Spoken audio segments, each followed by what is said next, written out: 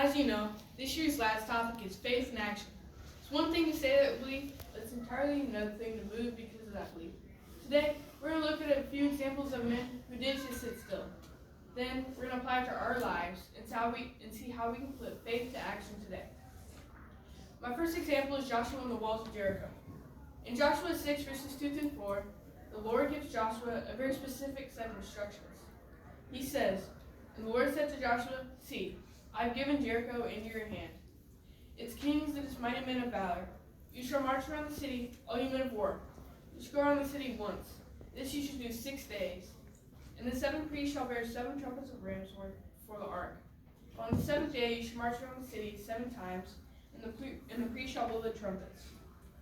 Notice that the Lord had already given them the land, but the victory wasn't complete yet until Joshua followed the command. In verse 20 we see the result. "So the people shouted when the priests blew the trumpets, and it happened. When the people heard the sound of the trumpet, the people shouted with a great shout that the walls fell down flat. Then the people went up to the city, every man straight before him, and they took the city. Now the trumpets blasted, the people shouted, the trumpets blasted, and the walls fell down flat." And what do we learn here? We see that Joshua had faith, but it only worked because he put it to action. What if Joshua had come up a little bit short? What if he walked around 6 times instead of 7? What if he decided not to blow the ram's horn? If Joshua hadn't done all he was commanded, the walls would have stayed standing. Partial obedience is still disobedience. Faith in action requires God the whole way. My next example is the priests crossing the Jordan River. In Joshua 3, God tells them that the waters will be cut off. But notice the trigger for the miracle, starting in verse 13. "And it shall come to pass, as soon as the soles of the feet of the priests who bear the ark of the Lord of all earth shall rest in the waters of the Jordan, that the waters shall be cut off. The waters that come down from upstream, they shall stand for heat." So it was when the people set out from camp to cross over the Jordan, and the feet of the priests who bore the ark dipped into the edge of the water, but the Jordan overflows its banks during the whole time of harvest. The Bible mentions that the Jordan is at its flooded state, overflowing its banks. It's dangerous and intimidating. The priests had to have physical faith. They had to be willing to get their feet wet. If they had stood at the bank waiting for the water to stop, they would have never crossed. They stepped in, the waters rolled back, and they carried the ark to dry ground. Joshua was a man of action. He's someone we should be inspired by.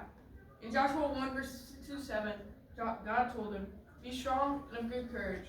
For to this people you shall divide as an inheritance the land which I swore to the fathers to give them.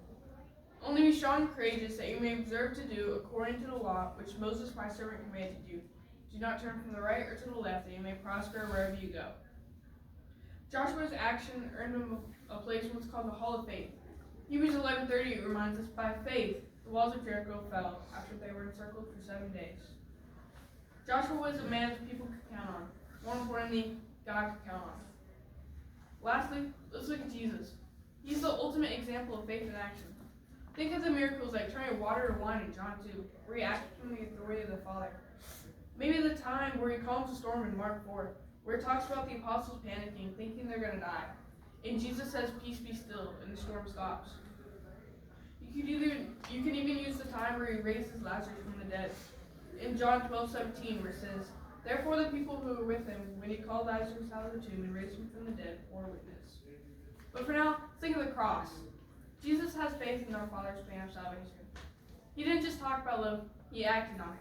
By giving his life, by suffering and dying a terrible death, trusting that he would be raised on the 3rd day. His faith was an act of sacrifice. Lastly, let's finish with one last verse that will apply to our lives. Matthew 7:21 says, "Not everyone who says to me, 'Lord, Lord,' shall enter the kingdom of heaven, but he who does the will of my Father in heaven." This tells us that words aren't enough. We can't just ask the Lord to save us and do nothing. We need to have faith, put faith to action, and obey the gospel. We need to be baptized and live for him every day. We must be like the priests crossing the Jordan River, willing to take the first step. Thank you.